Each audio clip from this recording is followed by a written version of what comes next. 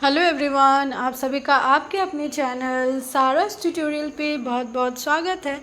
आज मैं आप लोगों के लिए हाफ ईयरली एग्ज़ाम में कौन से आशय स्पष्ट आने वाले हैं या कौन सी सप्रसंग व्याख्या आने वाली है उसका इम्पोर्टेंस बताऊंगी।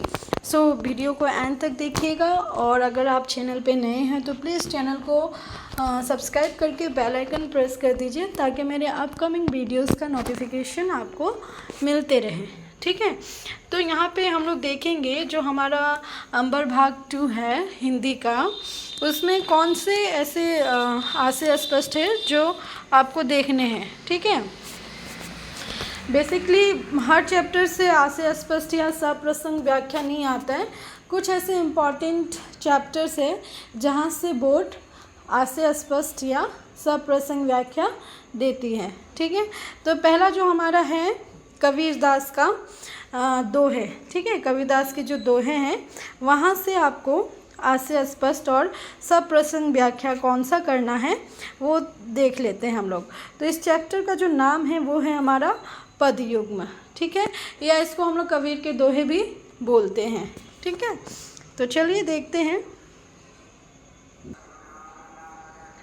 यहाँ देखिए, इसमें आपको जो आशय स्पष्ट है वो पहला और दूसरा करना है। ठीक है, इसके अलावा सप्रसंग व्याख्या इस चैप्टर का बहुत रेयर देता है, हमेशा देता नहीं है, किसी किसी ईयर दे देता है बाय चांस ही।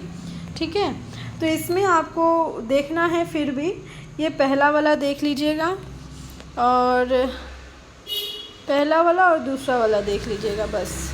ठीक है, अब नेक्स्ट चैप्टर की तरफ बढ़ते हैं। नेक्स्ट चैप्टर है हमारा गोस्वामी तुलसीदास का। ठीक है, इसमें आपको देखना है, ये हमारा चैप्टर वनमार्ग में। ठीक है, इस चैप्टर में आपको कौन कौन से सप्रसंग व्याख्या और आशय स्पष्ट देखने हैं वो देख लीजिए। इसमें भी बहुत सारा आपको पढ़ने की ज़रूरत नहीं है। कुछ कॉमन क्वेश्चंस होते हैं जो मतलब ईयर वाइज 1 ईयर स्किप करके दिया ही जाता है उन क्वेश्चंस को। हालांकि आप मेरे प्रीवियस वीडियोस को भी अगर आप देखेंगे, जो मैंने मॉडल पेपर्स दिया है, तो भी आपका हाफ ईयरली बहुत अच्छे से निकल जाएगा। ठीक है, जो पिछले साल भी मैंने दिया है, उन क्वेश्चंस को भी अगर आप फॉलो करते हो, भले ही आप किसी भी डिस्ट्रिक्ट के हो, ठीक है, वो मॉडल पेपर भी आप फॉलो करोगे तो हाफ ईयरली इवन बहुत अच्छा जाएगा आपका। यहाँ पे देखिए आशय स्पष्ट, यहाँ पे आपको पहला करना है। ठीक है, दूसरा करना है और घ नंबर करना है। यहाँ पे भावार्थ आपको करने की ज़रूरत है, पहला। ठीक है, और भावार्थ दोनों ही कीजिएगा। ठीक है, इसके अलावा आपको सप्रसंग व्याख्या में, इसका भी सप्रसंग व्याख्या थोड़ा कम चांसेस रहते हैं। ठीक है, बट दोनों ही इम्पॉर्टेंट है इसका, तो दोनों ही पढ़ लीजिएगा। अगर आपको पोयम अच्छे से समझ में आ गया हो तो आपको सप्रसंग व्याख्या या भावार्थ लिखने में कष्ट नहीं होगा। जिनको पोयम समझ में नहीं आता है उनको लाइन टू लाइन याद करनी पड़ती है, बट अगर आपको पोयम समझ में आ गया है तो जो भी सप्रसंग व्याख्या की पूरी लाइन्स है उसको अच्छे से समझ लीजिए और किस पैटर्न में हम लोग लिखते हैं वो पैटर्न समझ लीजिए बस। उसके बाद आप खुद से ही लिख सकते हो, उसको याद करने की ज़रूरत नहीं पड़ती है। आगे हम लोग बढ़ते हैं नेक्स्ट चैप्टर हमारा मैथिली शरण गुप्त जी का है, जिसका नाम है किरणों का खेल। ठीक है, इस चैप्टर में आपको कौन कौन से क्वेश्चंस को देखने हैं। इसमें बेसिकली 2 भावार्थ दिया हुआ है और वो दोनों ही भावार्थ एग्ज़ाम के पॉइंट ऑफ व्यू से इम्पॉर्टेंट है, क्योंकि वो क्वेश्चन दे ही दिया जाता है बोर्ड के थ्रू।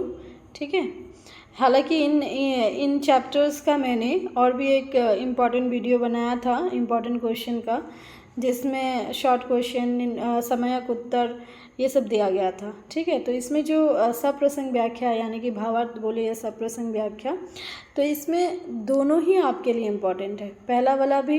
ठीक है, और दूसरा वाला भी। इसमें से आपको एक क्वेश्चन देखने को ज़रूर मिलेगा। ठीक है। एनुअल में भी यहाँ से क्वेश्चन पूछ देते हैं ये लोग, तो यहाँ से क्वेश्चन ज़रूर कीजिएगा, ठीक है। आगे बढ़ते हैं हम लोग नेक्स्ट चैप्टर की ओर। नेक्स्ट जो चैप्टर है हमारा चैप्टर 4, जो कि है सूर्यकांत त्रिपाठी निराला।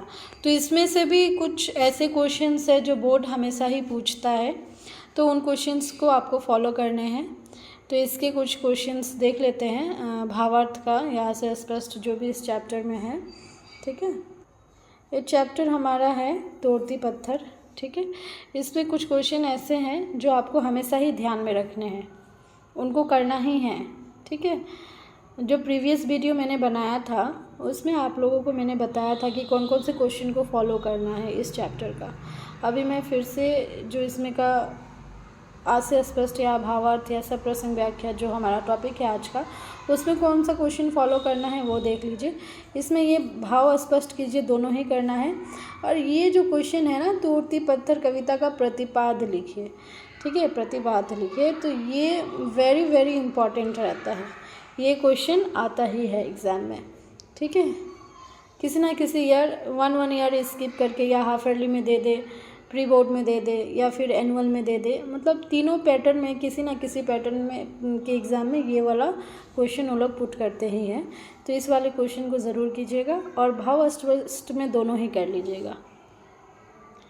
अब नेक्स्ट चैप्टर है हमारा चैप्टर 5। चैप्टर 5 हमारा नागार्जुन जी का है, ठीक है। इस चैप्टर में भी यहाँ से भी कुछ क्वेश्चंस आ जाते हैं आशय स्पष्ट का, तो वो देख लेते हैं हम लोग। यह दंतुरित मुस्कान है चैप्टर का नाम, और इस चैप्टर में आपको क्या पढ़ना है वो देख लीजिए। जो भी क्वेश्चंस मैं बताती हूँ अगर आप अच्छे से फॉलो करेंगे या मेरे प्रीवियस वीडियोस को जो इम्पोर्टेंट क्वेश्चन है उसको टैली करोगे क्वेश्चन पेपर से, तो डेफिनेटली इम्पोर्टेंस आता ही है वहाँ से। 90% आपको कॉमन मिल ही जाएगा। सो क्वेश्चंस को ज़रूर फॉलो कीजिए। और आप सोचोगे कि नहीं मैं एग्ज़ाम से 2 दिन पहले इम्पॉर्टेंट क्वेश्चन ले लूँगा और पढ़ लूँगा, तो वैसे कुछ नहीं होने वाला है, ठीक है। यहाँ पे आशय स्पष्ट आपको कौन सा करना है देखिए। पहला तो ये छोड़कर ये वाला, इसके अलावा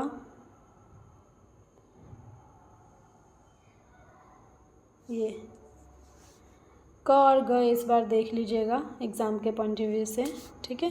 एनुअल जब आएगा तब मैं एनुअल के लिए भी दूंगी आप लोगों को। और यहाँ से सप्रसंग व्याख्या थोड़ा कम ही आता है, तो यहाँ से अगर आप देखेंगे तो पहला देख लीजिएगा और ग नंबर देख लीजिएगा, ठीक है, ये 2 देख लीजिएगा।